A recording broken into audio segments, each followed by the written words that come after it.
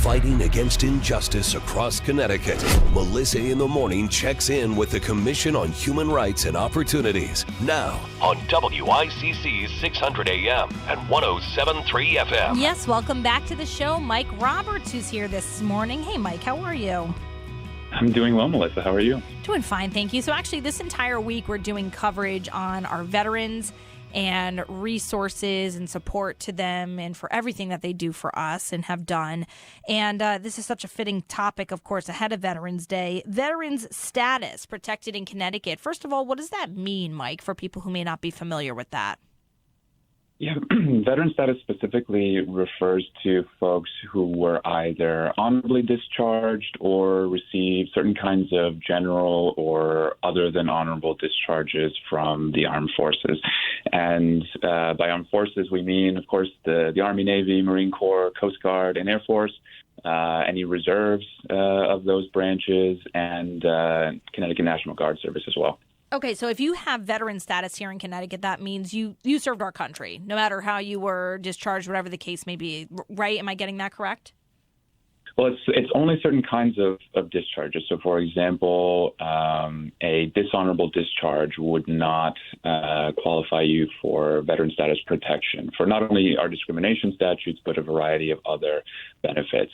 So it specifically has to be somebody who did serve but received either an honorable discharge, a general discharge, which is kind of honorable conditions, or an other than honorable discharge based on certain circumstances. Not every honorable, other than honorable discharge, but it has to be based on certain conditions. Okay. But usually, if somebody is receiving VA benefits, qualifies for VA benefits, a lot of times they will also meet this definition as well. Mike, if you were to pinpoint, you don't have to say specific people, but pinpoint issues with discrimination against veterans, whether it's here in Connecticut or in this country, where you would need your veteran status to step in, could you highlight those for us? Like, are we seeing issues of discrimination against vets? Yeah, usually we don't see it specifically as kind of direct, overt veteran status discrimination. You know, we don't usually see kind of no vets allowed, at least in the cases that we're getting. Usually it's tied to some other aspect of the veteran experience, either actual or perceived. So, for example, the fact that many vets are coming home with PTSD, and that those experiences and having PTSD can affect the experience as they go back out into the workforce, or just the perception that somebody who has had combat service may have PTSD, and that folks, an employer may not want to run what they perceive to be a risk of employing somebody with PTSD. It's also other kinds of medical conditions that relate to the veteran experience.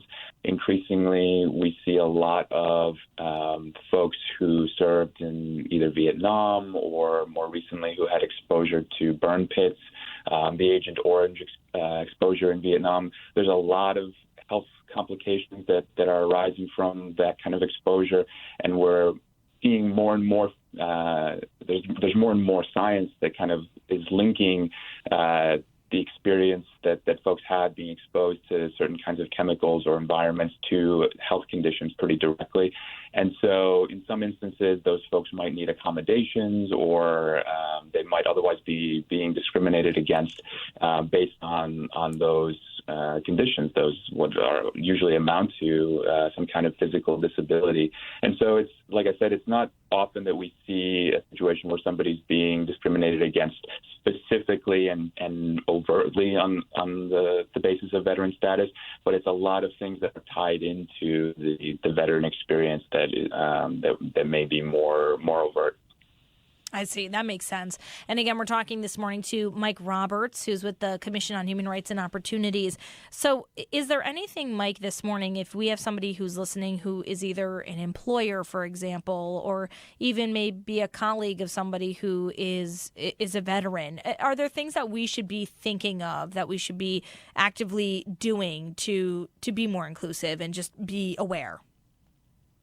Yeah. Well, as with so many things, being a veteran does not mean that you have had the same experience as another veteran.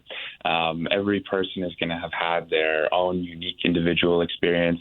Not every veteran that is discharged and seeks to reenter the workforce is going to have the same needs, is going to have had the same experience. The other thing, too, is that for some of these health conditions, they may not materialize in the same way for people, and they may not materialize very soon after their discharge from the service. So, for example, some of these conditions that come from exposure to Agent Orange are only starting to really manifest themselves now in recent years. And of course, Vietnam occurred quite a while ago, and so there's just a lot of kind of understanding that folks have to have that, number one, not every person's experience is going to be the same.